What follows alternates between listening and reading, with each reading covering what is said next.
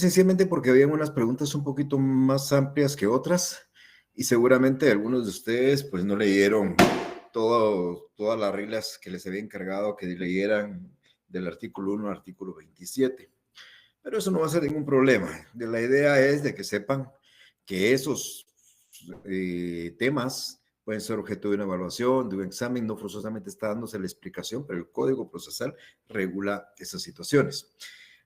Antes de entrar a la clase, me voy a permitir ampliar un poquito el tema de la jurisdicción y la competencia que platicamos para que nos vaya quedando un poquito más claro. Déjenme solo ver si incorporo aquí una presentación, mejor dicho, un laboratorio, que es el que ustedes resolvieron. Ok, ese es el laboratorio que yo les he compartido el día de hoy con ustedes, de los cuales pues algunos seguramente tienen alguna duda en relación a los temas que en este laboratorio se desarrollan. Vamos a ver, déjenme un segundito porque creo que no es el que quería presentar. Denme un segundo, por favor.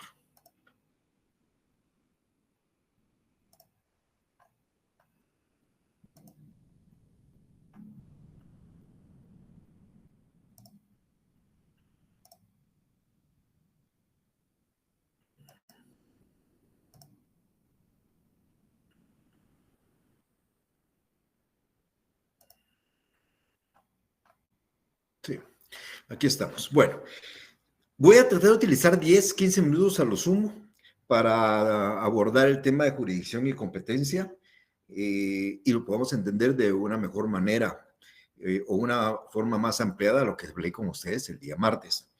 En primer lugar, solo quiero recordarles a ustedes que la jurisdicción ya entendimos que es la facultad que tienen ciertos órganos del Estado para administrar justicia. En conclusión, vamos a llamarles jueces o magistrados. Los jueces o magistrados están investidos de jurisdicción, tienen 5 poderes importantes, el notio, vocatio, coertio, judicio y executio, que les permite ejercer, administrar justicia y ejecutar lo juzgado. Los jueces no pueden de por sí ejercer la jurisdicción en toda la República, en todas las materias y todas las jerarquías. Lógicamente tenemos que se puede desarrollar atendiendo a ciertas porciones. Esas porciones o esas limitaciones es lo que vamos a llamar nosotros la competencia. La competencia viene a constituir el límite de la jurisdicción. ¿Cómo determinamos nosotros realmente la competencia de un juez? Yo les di algún lineamiento y les decía a ustedes, veamos las reglas que establece el código, léanlas y basado en eso, pues creo que tenían ustedes oportunidad de poder resolver el laboratorio del día de hoy. Quiero decirles que conforme a lo que he visto acá, muy rápidamente, tenemos que ni una persona llegó a 10, ni una a 9, y tenemos 8,8, tenemos 4,7, y al final el promedio de los que más creo que respondieron se quedaron en 6. Tenemos resultados de 1 y 2 puntos.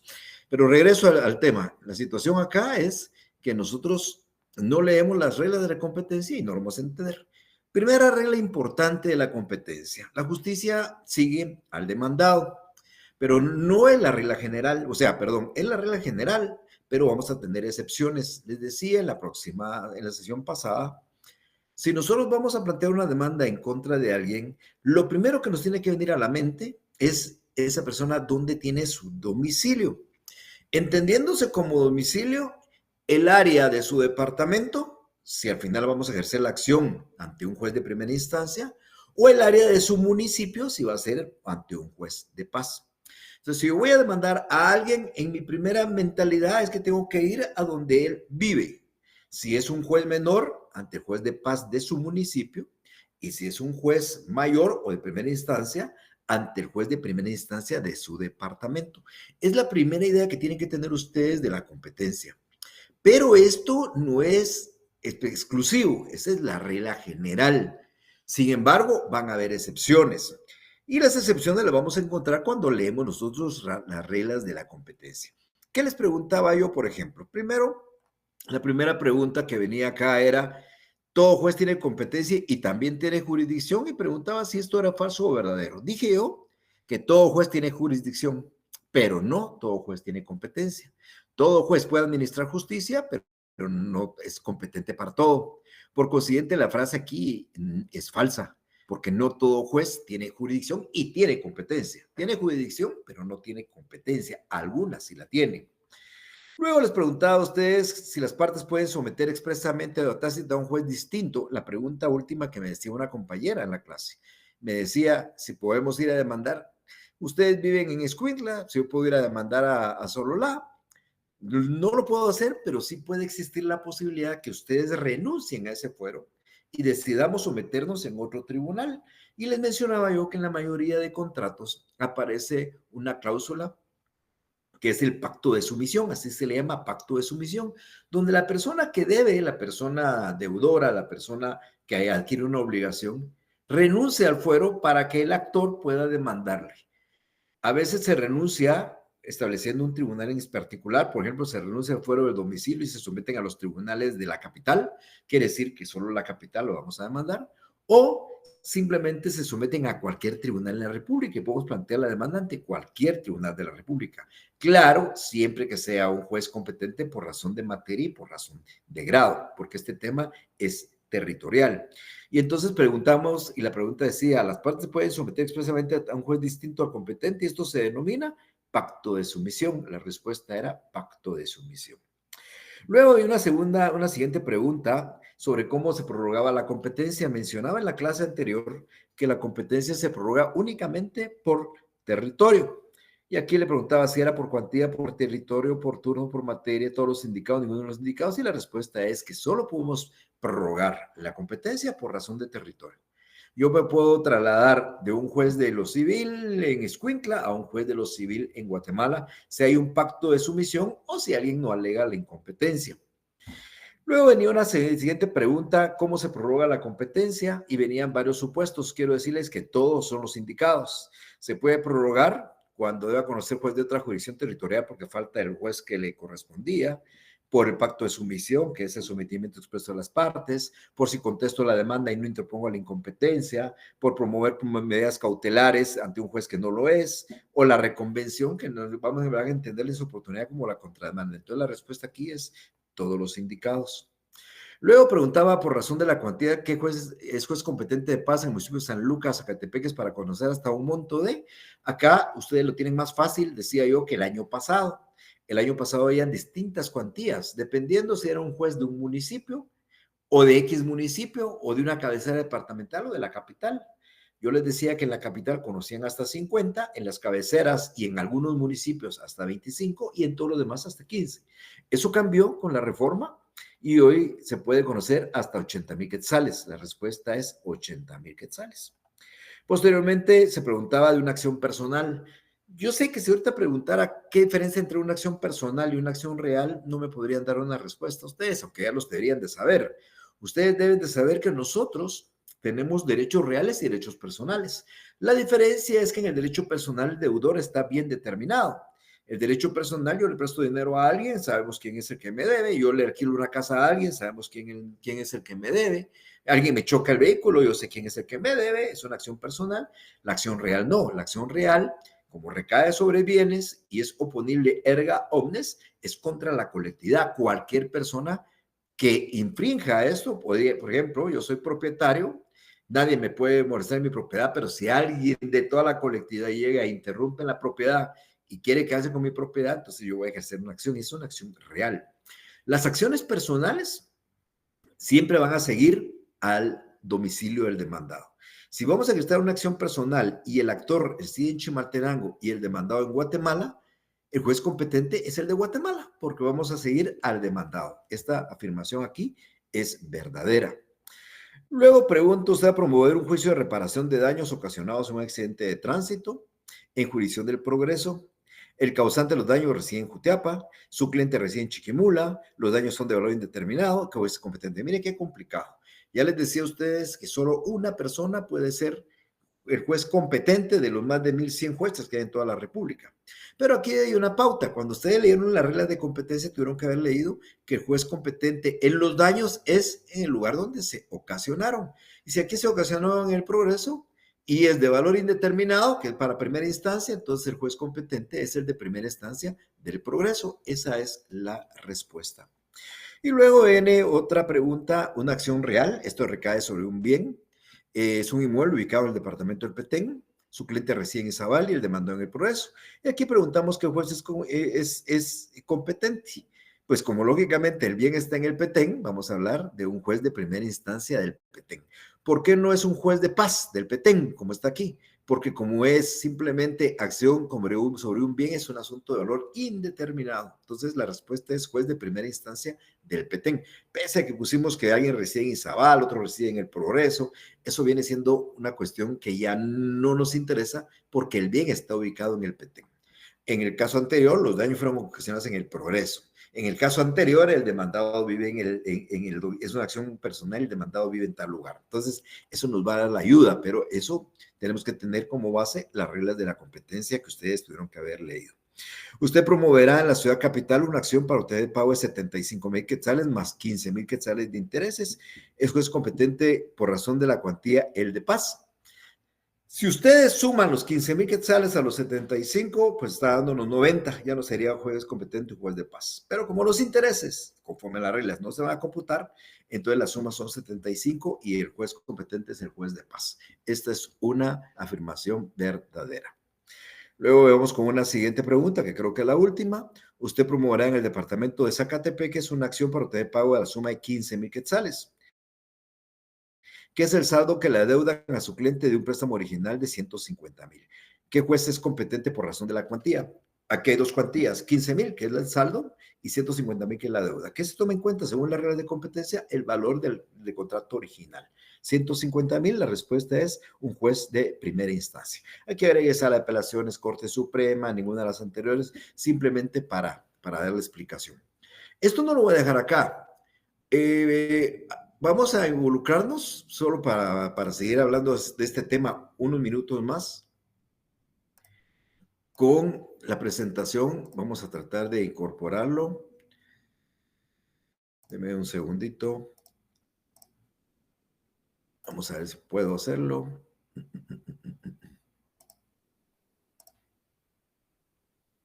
Ok, nuestro código procesal. ¿Por qué estoy poniendo el código procesal civil y mercantil acá? Porque rápidamente, y en cuestión de 5 minutos, quiero recordarles para los que lo leyeron y para los que no, pues para que lo lean, esas reglas de competencia. El artículo primero habla de la jurisdicción de los jueces, que ustedes ya entendieron que es la facultad de administrar justicia. El artículo 2 habla de pacto de sumisión, que es cuando las partes renuncian a ser demandadas donde conforme a las reglas competen y se someten a un tribunal distinto por razón de territorio. 3, la prórroga de la competencia, que se da cuando no se alega la incompetencia, y los casos de prórroga que yo pregunté realicé una de las preguntas que se pusieron acá. El número 5, ¿en qué momento se determina la jurisdicción de competencia? Esto es lo que llamamos la perpetuatio jurisdictione, que también lo expliqué el día martes, donde no importa qué suceda después de la presentación de la demanda, los hechos, los acontecimientos, las circunstancias, las normas que están vigentes en el momento de presentar la demanda son las que van a prevalecer en adelante. Aunque de aquí a dentro de 3 meses cambien las reglas de competencia, el juez seguirá conociendo, porque eso se llama perpetuatio jurisdictione conforme al artículo 5. Luego habla del conocimiento de oficio de las cuestiones de competencia y jurisdicción, y claro, los jueces están obligados a determinar si tienen competencia para decir. Y aquí en el artículo 7 empiezan las reglas de competencia. Establece la competencia por valor. Acá yo les mencionaba el día martes que su código iba a hablar de una cantidad. Aquí dice 2,000 quetzales. Dice, por razón de la cuantía son competentes jueces menores cuando el valor que se no exceda 2,000 quetzales. Eso completamente ya no existe. Y ya no existe porque ahora pues la Corte fijó una cuantía distinta. Y la pregunta es, ¿y por qué la fijó? La fijó por este último párrafo que está aquí en la última parte. Dice el último párrafo de este del artículo 7, la Corte Suprema de Justicia tendrá la facultad de señalar mediante acuerdo un límite menor a la cuantía de los asuntos que se deban seguir en los juzgados de paz, cuando lo crea conveniente atendida a las circunstancias especiales del municipio que se trata. Entonces la Corte ha dictado un acuerdo donde ha modificado estos aspectos. Luego, el artículo 8 habla de la determinación del valor, ya lo dijimos, eso lo expliqué también en la clase, no se computan intereses, si hay pagos parciales, se determina el valor del contrato y si el juicio versa sobre rentas, pensiones o prestaciones, sirve como base su importe anual.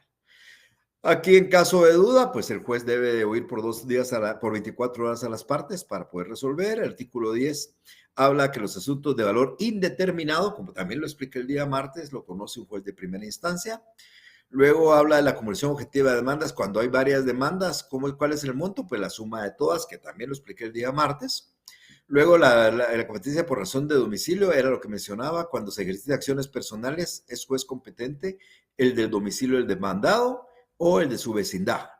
Aquí, si es una acción personal, vamos a demandar ante un juez de primera instancia, vamos al departamento donde el demandado tiene su residencia. Y si es en un municipio, porque es un juez de paz, ante el juez de paz donde el demandado tenga en el municipio donde el juez demandado tenga su residencia. Luego el artículo 13 habla cuando no hay domicilio fijo, entonces donde se encuentra, donde ha sido su última residencia. Son casos muy excepcionales de alguien que no tenga domicilio fijo, pero aquí exactamente lo que establece el artículo 14. Luego la acumulación objetiva es cuando hay varios demandados, todas las acciones son conexas y puede ser iniciada ante el juez del domicilio de cualquiera de los demandados. Si hay varios demandados con varios domicilios, podemos irnos ante cualquier juez de domicilio. En los procesos de daños, que fue una de las preguntas que hicimos, es competente en el lugar donde se hubiera encausado.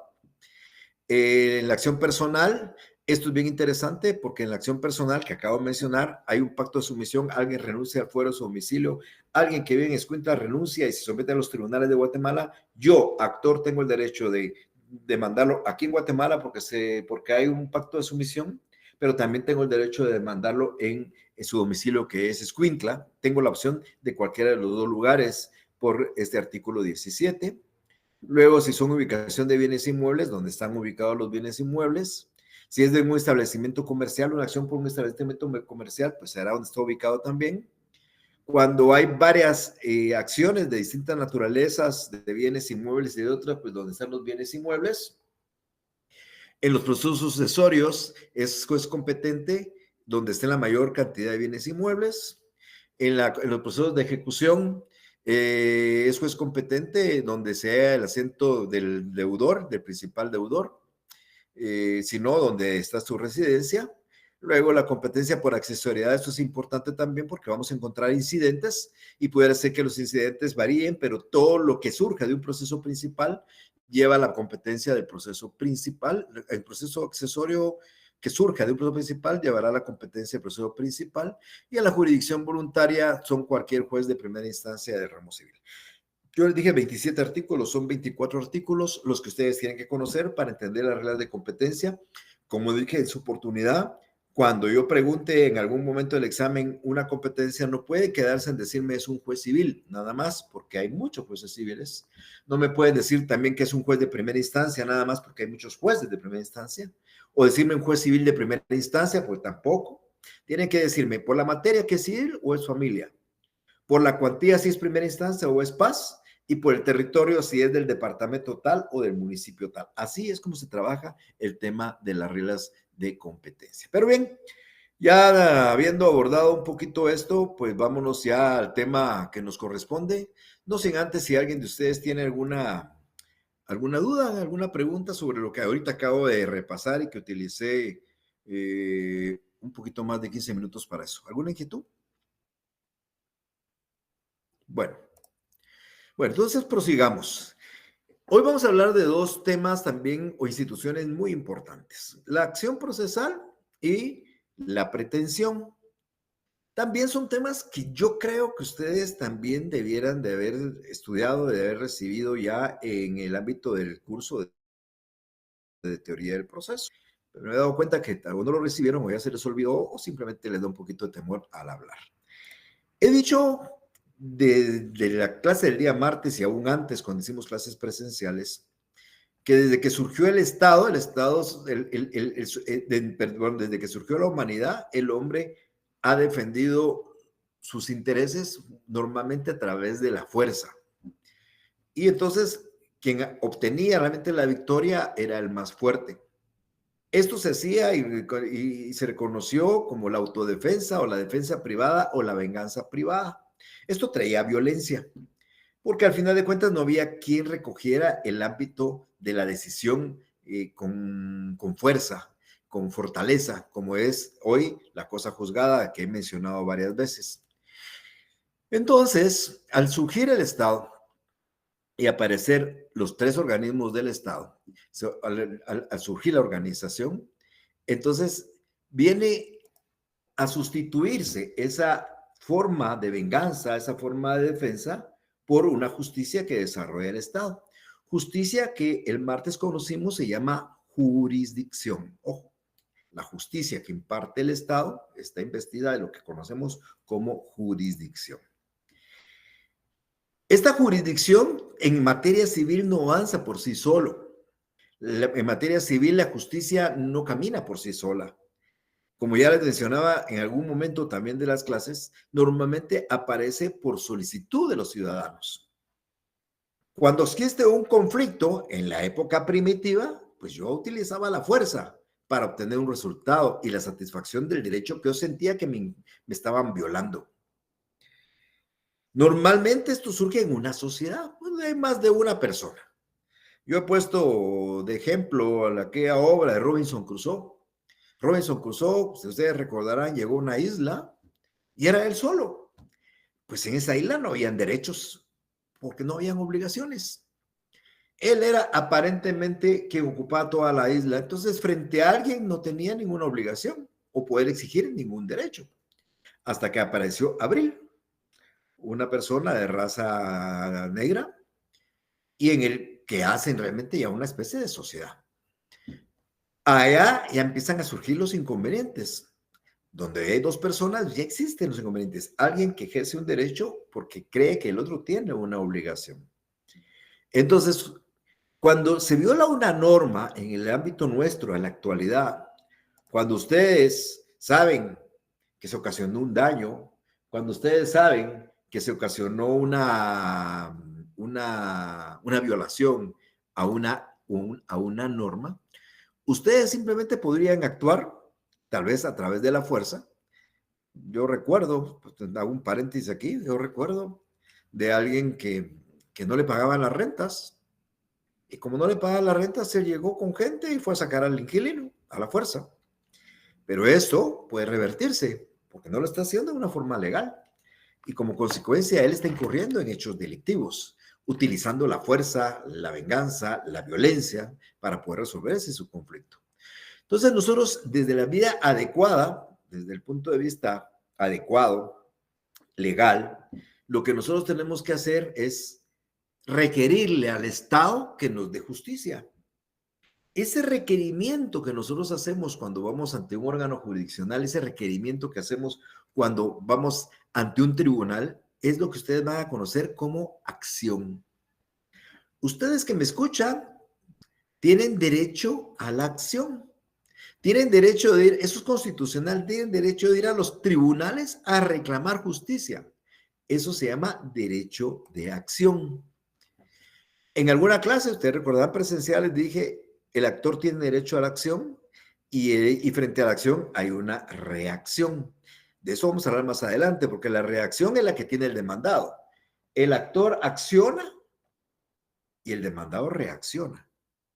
La actitud del actor se llama acción, ese requerimiento que le hace el Estado para pedir justicia. Cuando yo hago una demanda, estoy accionando y presento la demanda, estoy accionando. ¿Y por qué le llaman acción? Porque esa demanda hace mover, hace accionar al órgano jurisdiccional. Ese órgano jurisdiccional va a comenzar a tramitar la demanda, a revisarla, a darle trámite, a resolver, a notificar, a decretar medidas coercitivas, etcétera, etcétera. Entonces, yo planteo eso queriendo la tutela jurídica. Yo planteo eso pretendiendo que me den una respuesta a mi reclamo. Se lo pido al Estado, que ejerce jurisdicción. Insisto, a través de un derecho mío, que se llama acción. Pero, si ustedes ven en la pizarra, dice derecho subjetivo. Y hablamos de derecho subjetivo en la primera clase. Dije, derecho subjetivo es aquel derecho que tenemos nosotros intrínsecamente interno de hacer o no hacer. Ustedes van a ir a los tribunales a accionar si quieren, y si no, no van. A ustedes le chocaron su carro, ustedes dirán, bueno, voy a ir a los tribunales a accionar porque quiero que me reparen los daños, o son daños tan sencillos que no voy a ir. Es un derecho subjetivo, no hay una obligación para hacerlo. Distinto en el ámbito penal, yo les decía que el conocimiento de un hecho delictivo obliga a nosotros a presentar una denuncia. En el ámbito civil, el derecho de acción es subjetivo y nosotros vamos, si queremos, a reclamar justicia, y si no, no vamos. Por eso se dice que el derecho de acción constituye un derecho subjetivo que tiene toda persona de ir ante un órgano jurisdiccional a reclamar justicia y obtener la tutela jurídica. Hay algunas teorías, esto es un tema doctrinario sobre la naturaleza jurídica de ese derecho de acción. Bueno, los voy a explicar muy rápidamente. Yo no comparto mucho el tema de las teorías. A mí me interesa más que ustedes conozcan en general lo que la ley establece, pero eso es importante. Por ejemplo, hay una teoría que establece la acción como un derecho concreto de obrar. Y según esta teoría, el derecho de acción solo la tienen los que tienen la razón, los que efectivamente tienen el derecho de hacerlo. Eso implica que si yo efectivamente no tengo la razón, no tengo el derecho, no tendría derecho a la acción. Yo no comparto esa opinión. Yo he visto alguna demanda hace muchos años de alguien en época no actual, estoy hablando de años, 15, 20, 30 años atrás, de alguien que promueve una demanda para cambiarse de sexo. Ustedes busquen en la ley, el Código Civil, no encuentran ninguna disposición de cambio de sexo. Nuestro código no regula nada de ese tema. Sin embargo, él promovió, y eso no implicaba que no tuviera el derecho de acción. Si tuviera o no tuviera la razón, si le amparaba o no amparaba la ley, es una cosa muy distinta. Pero esta teoría, como un derecho concreto de obrar, exige que uno tenga la razón para promover la acción. Hay otra teoría, que es la que establece un derecho abstracto. Y este es el que se aplica más o menos en términos generales y diciendo que le corresponde a cualquier persona. Cualquier persona puede ir a pedir, a ejercer la acción teniendo o no teniendo la razón. Entonces, en una hay que tener la razón para tener derecho a acción, y en otra, aunque no se tenga, se puede promover. Yo comparto un poco también esta teoría en el sentido que el derecho de acción es muy amplio.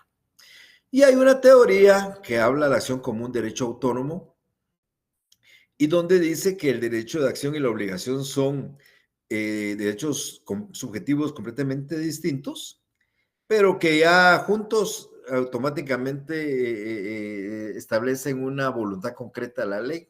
Es lo que conocemos como el derecho objetivo.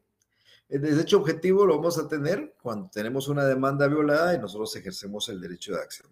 Pero bien, el tema aquí en particular es que solo menciono estas teorías como una referencia, porque tampoco de verdad, insisto, no comparto. Cada jurista, cada doctrinario tendrá su pensamiento y su propia opinión, y lo que hay que hacer es respetar la verdad. Creo que nadie tiene la verdad absoluta. Entonces, cuando yo en algún momento pregunte qué es el derecho de acción, yo tampoco les voy a pedir una definición de memoria, ¿verdad? Sin embargo, el derecho de acción, entiéndalo ustedes, como como un derecho subjetivo de promover una acción para reclamar algo, judicialmente hablando. Es la Real Academia Española dice que el derecho de acción es el derecho que se tiene de pedir alguna cosa en juicio y el modo de ejercitar dentro del mismo juicio. Otro dice que es un derecho subjetivo que tiene toda persona acudida a sus órganos jurisdiccionales para reclamar justicia. Creo que esa definición última es más fácil de entender. Derecho subjetivo de reclamar justicia. ¿Qué presupuestos se necesitan para el derecho de acción? Bueno, vamos a encontrar igual distintos elementos dentro de él. En primer lugar, tiene que haber una norma que establezca ese derecho. Yo puedo ir a pedir alimentos. ¿A quién? A mi esposa, a mis hijos, a mis padres. Yo tengo derecho a pedir alimento a mi esposa, a mis hijos, a mis padres. Eso la ley me lo faculta. Pero yo no tengo derecho de ir a pedirle alimentos a la vecina si no existe ninguna relación jurídica. Entonces, imagínense yo promoviendo una acción en contra de la vecina para que me dé alimentos porque a mí se me ocurre nada más. Entonces, seguramente esa acción no me va a prosperar porque la vecina no tiene ninguna obligación hacia mí, distinto mi cónyuge, mis padres, mis hijos, porque la ley sí lo está, mis hermanos, porque la ley sí lo establece. Entonces, para ejercer la acción tiene que existir un derecho previo objetivo establecido. Yo les decía en una clase, tengo derecho a ir a reclamar los daños de mi vehículo. Sí, me dijeron ustedes. ¿Y por qué? Pues que el Código Civil lo dice. ¿Tengo derecho a pedir yo el divorcio por la causal X? Sí, el Código Civil lo establece. ¿Tengo derecho a cambiarme de sexo? Pues el Código Civil no dice nada, no establece nada de eso, ¿verdad? Entonces, hay necesidad que exista un derecho objetivo, que exista eso para poder ejercer un derecho de acción. Además de eso, hay que tener legitimidad. Esta definición de legitimidad es importantísima. Miren, pues, el derecho procesal civil es un derecho público, pero el derecho civil es un derecho privado. ¿A quién compete el derecho civil? Solo a las partes. Entonces, aunque el derecho procesal civil es público, porque es de carácter público, implica que solo tienen el derecho de ejercerlo y de ejercerlo en contra de las personas legitimadas. Para pedir un divorcio, solo puede ir los cónyuges a pedir el divorcio. No puede ir un tercero a solicitarlo. Para pedir una reclamación de daños, solo puede ir el propietario del bien que fue dañado en contra del responsable de los daños. En algún caso, como el caso de los accidentes de tránsito, también es solidario el propietario del vehículo, como alguna vez lo mencioné.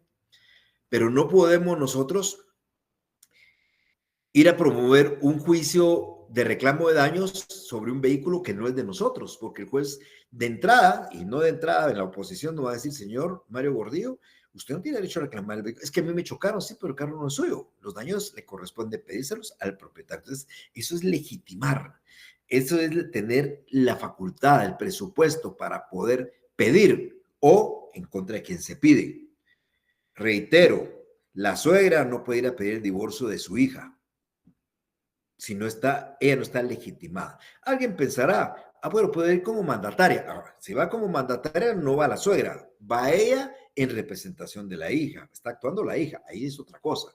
Pero cuando yo hablo es que a la suegra se le ocurra decir, no, mi hija está pasándola mal, yo voy a ir a plantear el divorcio. No le van a dar trámite a su demanda porque no tiene legitimidad. Es un segundo elemento de un presupuesto de derecho de acción. Y por supuesto, acompañado de la legitimidad, también tiene que haber un interés procesal. De hecho, el Código Procesal Civil en el artículo 51 dice que para promover una demanda hay que tener interés en la misma, ¿verdad? Entonces, son los tres presupuestos para que proceda la acción. Bueno, hay una cuarta también que es importante. Recuérdense que nosotros estamos viendo ahorita distintas clases de acciones, entonces es importante individualizarla. Ustedes van a ver que hay acciones reivindicatorias, hay acciones de condena, hay acciones constitutivas, eso lo van a ver ustedes en el transcurso del semestre. Hay acciones sumarias, hay acciones ordinarias, hay acciones orales, hay acciones ejecutivas. Hay que identificar a qué nos referimos, porque todo de esa identificación es que el juez puede determinar aspectos de competencia y de cosa juzgada.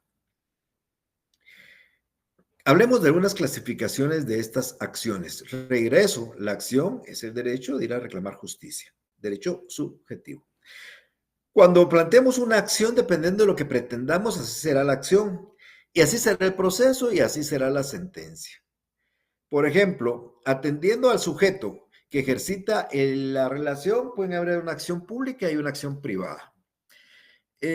Acciones públicas son muy pocas en el ámbito procesal civil.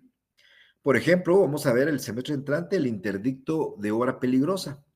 Y es cuando una obra peligrosa puede causar un daño. Aquí la ley es clara, dice que se puede ejercitar por cualquier persona. Entonces, esta es una acción de carácter público. Pero la mayoría de acciones en el proceso civil son privadas, solo le competen a quien le perjudican, el que está legitimado.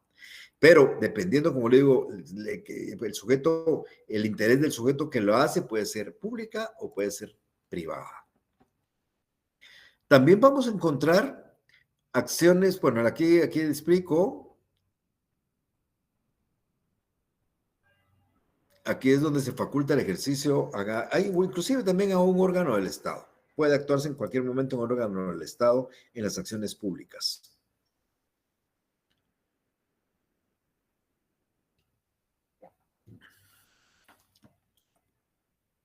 Y en este segundo caso, pues solo está reservada la acción al titular del interés, al legitimado para promover la demanda. Divorcio es el ejemplo que acabo de dar.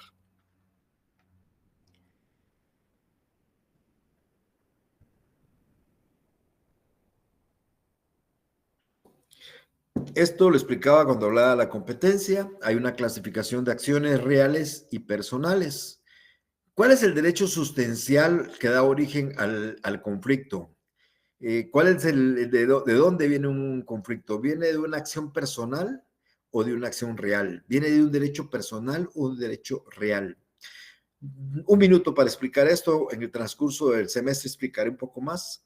Decía hace unos minutos al iniciar la clase que el derecho personal, nosotros tenemos dos clases de derechos. Como sujetos humanos, como sujetos de derecho, tenemos dos clases de derechos. El derecho personal y el derecho real. El derecho personal tiene la característica que es una relación entre una persona acreedora y una persona deudora. El acreedor bien definido y el deudor bien definido. Mario Gordillo presta dinero a Carlos López, bien definidos. Mario Gordillo da en arrendamiento a Carlos López, bien definido. Carlos López colisiona el vehículo de Mario Gordillo, bien definido. Esas son acciones personales. En las acciones reales hay un intermediario. Por eso se llaman derechos reales, libro segundo. Entonces, están afectados. Yo tengo un derecho real sobre la computadora que ustedes, donde me estoy transmitiendo con ustedes. Y cuando yo les digo que tengo un derecho real sobre eso, es que yo tengo un poder directo, inmediato sobre la computadora, que todos los que están escuchándome en este momento tienen la obligación de respetar. Si uno de ustedes en algún momento toma mi computadora, yo tengo la facultad de perseguirla de quien la tome. Y si quien la tomó se la trasladó a otro, pues al que la tenga, el último que la tenga, es un derecho real. La propiedad es un derecho real, el usufructo, el uso de la habitación, la servidumbre, es un derecho real, la hipoteca. Entonces, cuando yo tengo un derecho real, toda la colectividad erga omnes está obligado a respetar el derecho de propiedad. Entonces, si yo promuevo un juicio de arrendamiento en contra del inquilino, una acción personal. Pero si yo promuevo un juicio de reivindicación de mi propiedad porque Perico Los Palotes se le ocurrió irse a querer meter a mi casa, esa es una acción real. Si yo exijo como usufructuario que alguien desocupe un bien usufructuado que se fue a meter ahí, es un derecho real. Entonces vamos a diferenciar el derecho real, derecho personal, y entonces la acción, si la acción recae sobre la persona del deudor, pues es una acción personal, y si recae sobre una persona que efectivamente afectó parte de mis bienes, afectando mi derecho real, la acción será real. Como les digo, en el transcurso del semestre podemos hablar un poco más de eso. La acción es real cuando el objeto de la controversia es un bien, mueble o inmueble sobre el cual el acreedor reclama un derecho real, lo que acabo de explicar. Y la acción es personal cuando un sujeto determinado exige a otro determinado la efectividad de una obligación personal. Una deuda es un ejemplo, un arrendamiento, un dar, un hacer, un no hacer. También tenemos una tercera clasificación que es los efectos de la acción. Puede ser que la acción busque una rescisión o una resolución. Acciones rescisorias son aquellas que vuelven las cosas al estado anterior y las resolutorias son aquellas que desaparecen o terminan ante la existencia de un acontecimiento previo que se ha establecido. Una acción rescisoria se da cuando yo quiero que las cosas vuelvan al estado anterior porque yo cumplí con mi parte y la otra parte no cumplió y pido que se me devuelva lo que recibió porque estoy pidiendo la rescisión del contrato.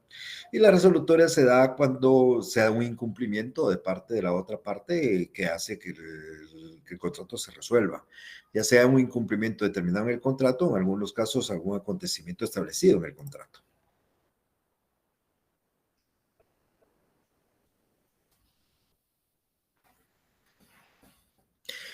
Es lo que acabo de explicar también, la rescisoria para que se rescinda el acto, documento o contrato.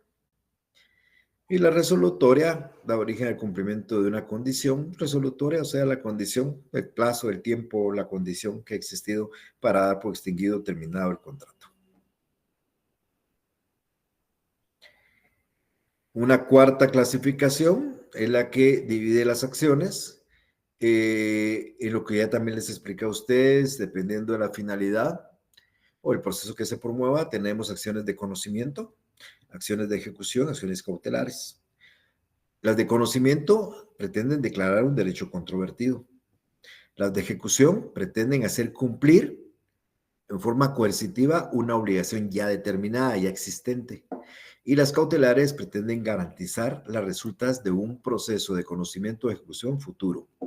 Eso también lo vamos a explicar en su oportunidad muy detenidamente porque sobre eso nos vamos a concentrar mucho en todo este semestre.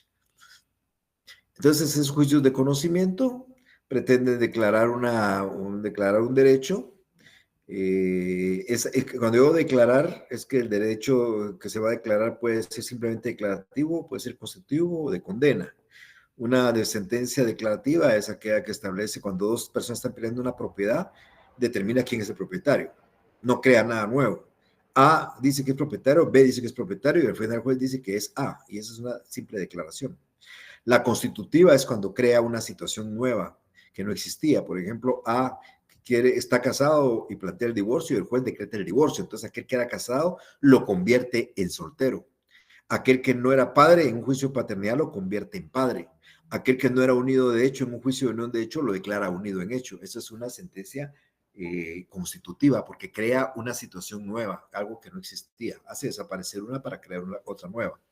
Y la de condena es la que lleva impuesto una obligación cuando se impone a pagar una cantidad de dinero o a entregar un vehículo o a hacer una calle, a no levantar una pared. Esa es una sentencia de condena porque conlleva una obligación. También eso vamos a estar explicándolo en el transcurso también de esto. En el caso del proceso de ejecución, como les decía yo, lo que se busca es declarar un derecho a establecido en un título de ejecución. Eso lo vamos a ver el semestre entrante. Y la cautelar, el objeto o la finalidad del cautelar es garantizar los resultados futuros. Por ejemplo, un proceso cautelar es un proceso de embargo para tratar de limitar el derecho del futuro demandado a que disponga de sus bienes. Un proceso de arraigo para evitar que la persona salga del país sin dejar un apoderado suficiente. Un proceso cautelar de secuestro para desapoderar a una persona de un bien mueble y darlo en posesión de un depositario mientras el proceso se continúa. También eso vamos a estar hablando, insisto, en el transcurso de todo esto. Sí, Miguel, por favor. Buenas tardes, licenciado. Este cautelar es lo mismo que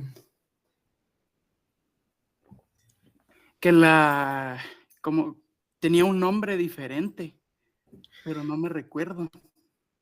Pues no lo sé. Fíjense que el proceso cautelar se puede llamar proceso preventivo, se puede denominar medidas de seguridad, se puede llamar medidas cautelares, medidas provisionales. Ya me Tiene varios acordé del nombres. nombre, licenciado. ¿Cómo es?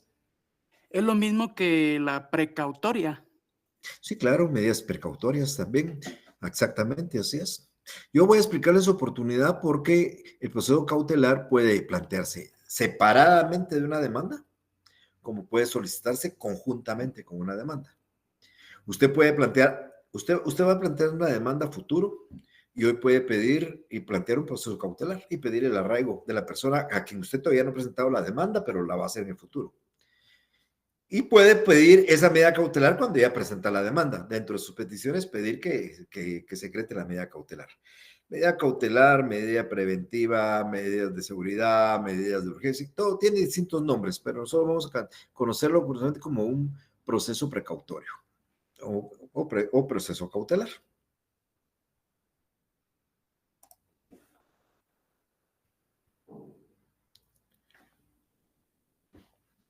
Esto es lo que explicaba también de la acción declarativa. Se pretende declarar simplemente un derecho, no hay nada nuevo. En la constitutiva se tiene por objeto crear una situación distinta, modifica algo, lo deja cesar y crea algo nuevo, el caso de la unión de hecho, el divorcio, la separación, la paternidad, la misma patria potestad en la pérdida de patria potestad, y la de condena, pues tiene objeto imponer una obligación, una prestación, dar, hacer o no hacer.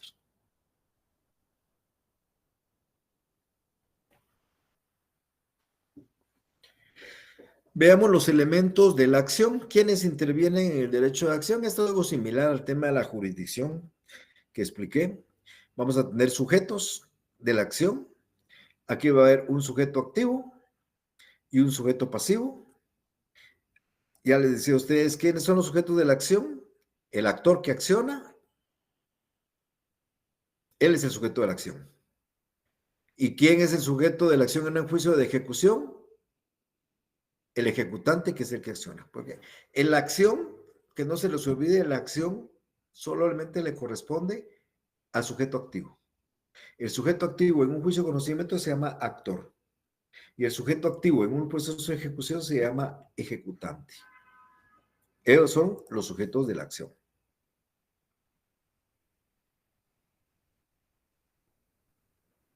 Hay otro elemento que es la causa.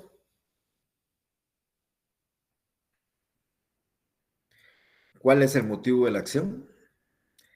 Bueno, es una causal de divorcio, es los daños, es la declaratoria de una unión de hecho por negativa de la otra parte a hacerlo, es el incumplimiento de un negocio jurídico por falta de un requisito esencial de validez. Bueno, hay tantísimas cosas para hablar sobre la causa, que es lo que da origen a la acción.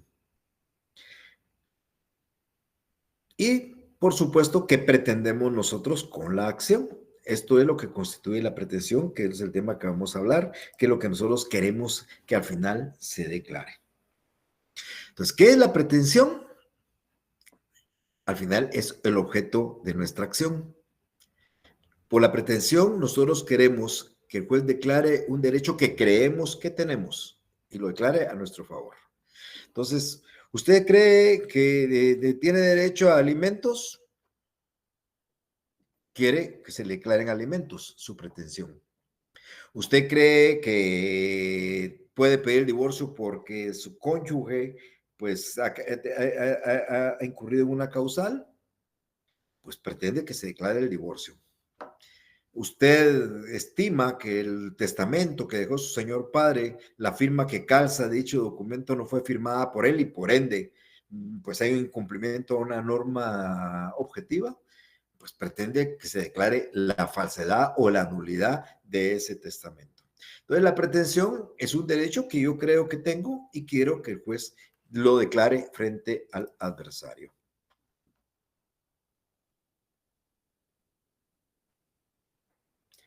Eso siempre lo vamos a incluir nosotros en la petición de fondo.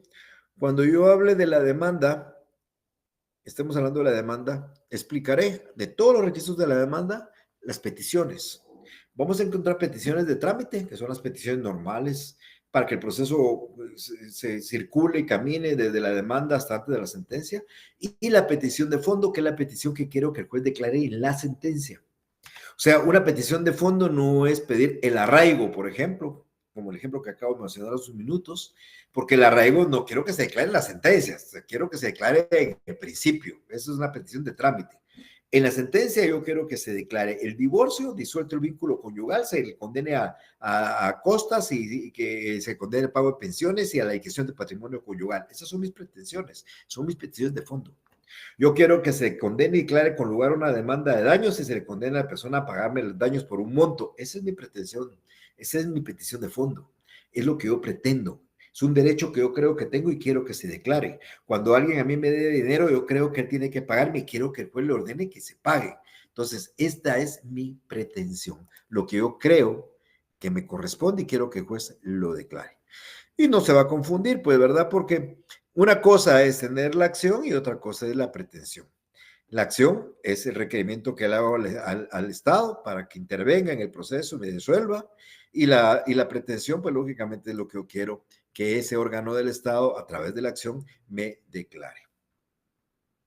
Hablemos de unas cuantas clases de pretensiones, que también tienen muchísima relación con el tema de las acciones. Vamos a tener una pretensión extraprocesal o material, esa es la que hacemos fuera del proceso.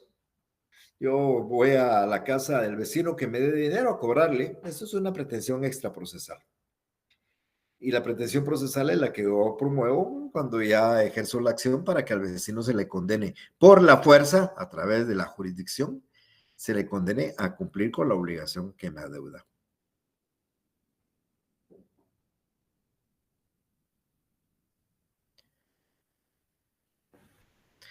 En la primera no hay intervención judicial, jurisdiccional.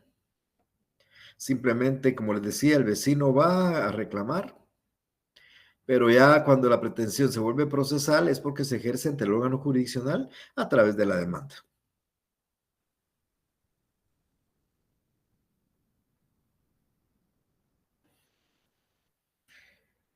Hablemos de algunos elementos de la pretensión.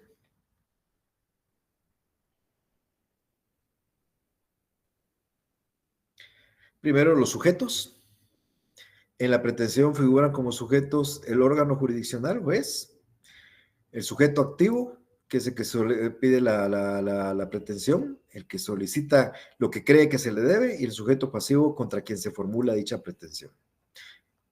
El juez y las partes, actor y demandado.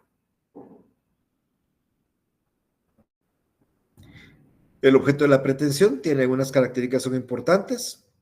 Dice que la pretensión debe ser posible, tanto física como moralmente. Yo recuerdo de una demanda que se planteó en alguna oportunidad reclamando la propiedad de la luna. Pues derecho a acción tiene la persona, fue a plantear la demanda reclamando la propiedad de la luna. Eso fue aquí en Guatemala, hace 40 años. Por supuesto que no sé cuál fue el resultado, pero estoy casi seguro que se declaró sin lugar porque era algo no posible, ¿verdad? Ni física ni moralmente. Además, pues esa pretensión debe ser idónea, o sea, debe ejercitarse por la vía que corresponde. Esa es la idea. Yo no puedo plantear un divorcio por una vía distinta a la que la ley me establece. Y debe haber una causa justificativa. Ese interés directo, personal, que debe haberse también en la pretensión. No puede la suegra pretender el divorcio, como mencioné. Vamos a encontrar una figura que se llama acumulación de pretensiones. No es necesario cuando yo planteo un juicio de divorcio, plantear para aparte un juicio de alimentos, por aparte un juicio de liquidación de patrimonio conyugal, por aparte un juicio de guarda y custodia de los niños, no. Todas las 4 pretensiones se pueden acumular en esa misma, porque de hecho son efectos del divorcio, entonces yo puedo plantear el divorcio y pedir, además del divorcio, una pensión, la guarda y cuidado de los niños, la liquidación de patrimonio conyugal. No tengo que plantear 4 demandas distintas, porque puedo acumular estas pretensiones dentro de un mismo proceso para ser resueltos dentro de la misma demanda. Bien, eso es en términos generales lo que quería hablar de la acción y de la pretensión. Todavía tenemos algunos minutos para que ustedes me puedan preguntar. Si alguno de ustedes quiere hacer alguna pregunta, pues aquí estamos para eso. Dejo en uso el micrófono a ustedes si tienen alguna duda, alguna inquietud de lo que hemos hablado el día de hoy. Eric, por favor. Licenciado, disculpe, ¿cuál es el artículo donde se menciona lo de los ascendientes y descendientes en relación a los alimentos? Buena pregunta. No recuerdo cuál es, pero déjenme ver, si quieres se lo buscamos ahorita en un minutito, deme un segundo. Se lo voy a tratar de buscar.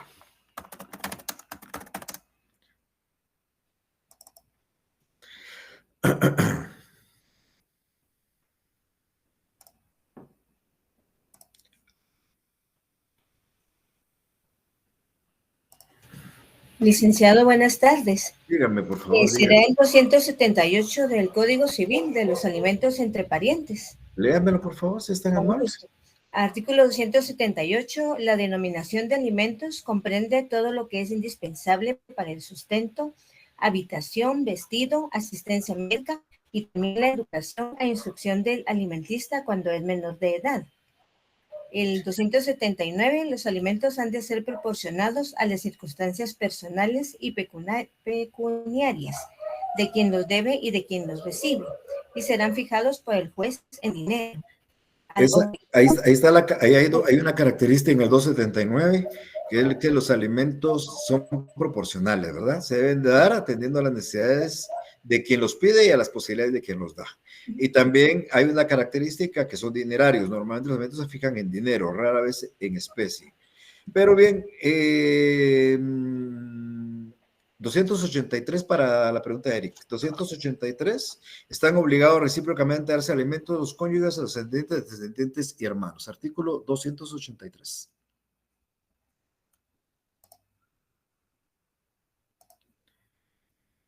Ok, ¿una otra pregunta? Muchas gracias por el apoyo, por la persona que me mencionó ahorita los artículos. ¿Alguien más? Pedro, por favor. Licenciado, a mí me quedó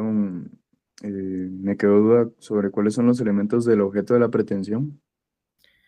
¿Cuáles son los? Los elementos del objeto de la pretensión, porque el primero había dicho que tenía que ser posible tanto física como moral. Ajá. La B y que tenía que ser idóneo y ahí me quedé. Ahorita se lo regreso.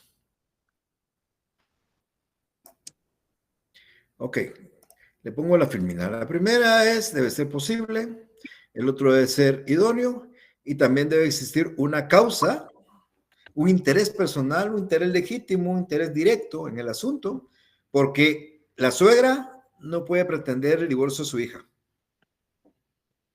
Yo no puedo pretender el divorcio bajo una causal que no existe. O sea, debe haber una causa justificativa para promoverlo. O sea, yo quiero el divorcio, pero quiero el divorcio porque mi esposa es una santa, porque mi esposa es monja. Eso no existe en el código como una causal de divorcio. Entonces, ahí mismo yo tengo una pretensión que difícilmente va a prosperar porque no estoy basado en una causa justa. O sea, en causa justificada se refiere a que tiene que estar, ¿cómo se llama esto? Fundamentado en ley. Por una parte, y por otra parte, que usted tenga un interés personal legítimo y esté legitimado. Porque si bien es cierto, el divorcio está fundamentado en que la causal es los malos tratos o el alcoholismo o la infidelidad, eso está muy claro. No puede venir el vecino a pedir el divorcio de la vecina. También va a eso, que no solo existe la causa que está establecida en la ley, sino la persona que plantea la pretensión tenga una causa a él en que justificativa que le permita promoverla. El vecino sabe que la causal de divorcio ya se dio cuenta que a la vecina la engañan, pero él no tiene la facultad de ir a promover el divorcio. Sí, no está legítimo. Ni pedirlo, no tiene causa legítima. Y en idóneo no me quedó muy claro, Lick. ¿Me podría volver a explicar? El idóneo es que usted debe promover la acción por la vía que corresponda. No puede promoverla por un proceso. Yo les decía a son de broma en la clase del jueves, creo yo, el del martes, la primera clase, cuando explicaba los procesos de conocimiento muy rápidamente, les decía que el libro segundo tenía procesos de conocimiento oral, sumario, arbitral, ordinario, y el juicio ejecutivo en el libro tercero tenía ejecuciones, vía de premio, juicio ejecutivo, ejecuciones especiales, y decía son de broma. ¿Cómo se escoge eso? Tim Marín de Dos Pingüe, Caraba, Caratita, fue. Es una broma, por supuesto. No, usted quiere el divorcio, tiene que hacerlo por la vía y la pretensión tiene que promoverla por la vía que corresponde. En este momento, por ejemplo, el divorcio por mutuo consentimiento, la vía es la vía voluntaria. Y el divorcio por causal determinada es el juicio oral. Si usted plantea un divorcio por la vía ordinaria, su pretensión no la está promoviendo de forma idónea. ¿Ok? Si usted pretende un juicio de daños y perjuicios de valor indeterminado por la vía oral, se está equivocando porque la vía no es esa, ni la vía sumaria tampoco es la vía ordinaria. Entonces, tiene que promover su pretensión en una forma idónea a través del proceso que previamente el Código Procesal establece para obtener esa pretensión. Ya me quedó más claro. Gracias, Lick. Vaya, pues. Bueno. Entonces, idóneo tendría que ser tanto por la materia como por, ¿cómo se llama esto? Por el tipo por el tipo de juicio que debería llevarse a cabo. Lo idóneo es más que todo que usted su pretensión la lleve por la vía del proceso adecuado. Ok. Gracias, Lick. Vaya, Pedro. Bueno, no hay preguntas. Día martes, ya en forma presencial. Nos vemos para allá con el siguiente tema. Les deseo una feliz tarde. Con permiso. Pero Melix, solo una última pregunta. Sí, por favor, Pedro. ¿Me podría explicar es que no entendí muy bien el artículo 23 que habla sobre la competencia por accesoriedad? ¿A qué Léame, se refiere? Dice, léame. la obligación accesoria sigue la competencia de la principal. Ok, de acuerdo, gracias. Bueno, mire, Pedro, el proceso es uno, los procedimientos son distintos. Hay un proceso civil, distintos procedimientos, un ordinario, un oral, un sumario. Para promover usted un divorcio ahorita, le digo que la vía adecuada es el oral.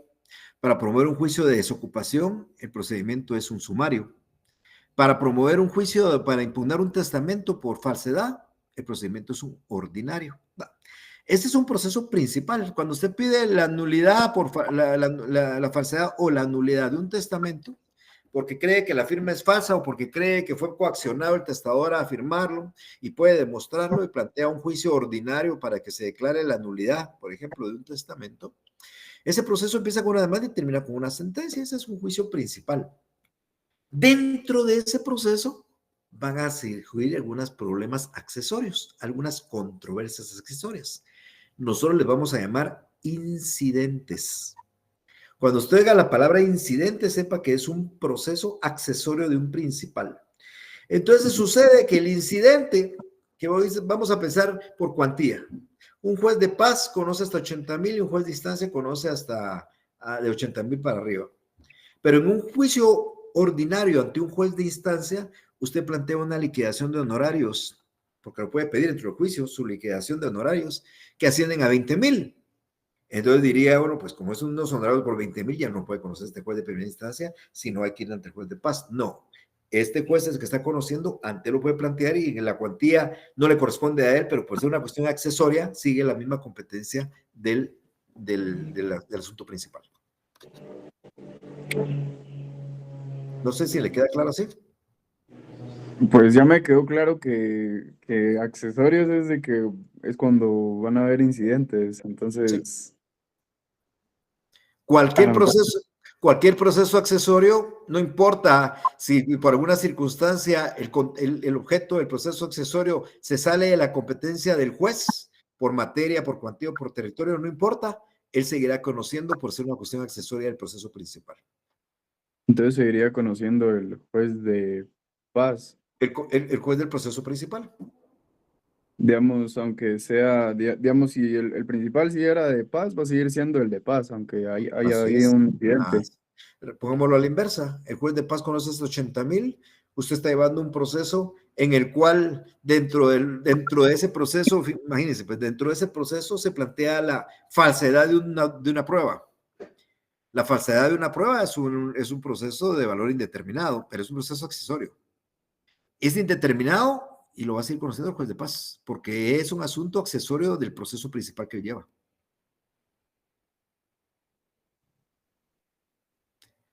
Una falsedad de un documento lo debería conocer siempre un juez de primera instancia. Si usted ahorita quiere plantear un juicio para declarar falsedad de un testamento, de una escritura, de cualquier cosa, como es valor indeterminado, usted va a un juez de instancia. Pero si dentro de un proceso llevado ante un juez de paz, usted dentro del proceso, porque se puede, aquí lo van a aprender ustedes, plantea la falsedad de un documento de prueba, ese juez de paz no dice, bueno, esto como es valor indeterminado, va a resolver usted a un juez de instancia y luego regresa, no, lo conoce él, porque la ley le permite seguir conociendo de ese asunto accesorio. Ya me quedó más claro, licenciado. Bueno, pues está bien al final. Bueno, tenga feliz tarde. Nos vemos el día... Vaya, nos vemos el martes. Si hay algunas dudas para el martes, pues igual me la pueden preguntar. Tengan feliz tarde. Nos vemos. Feliz tarde, licenciado. Feliz tarde, licenciado. Gracias. Feliz tarde, licenciado. Feliz tarde, licenciado.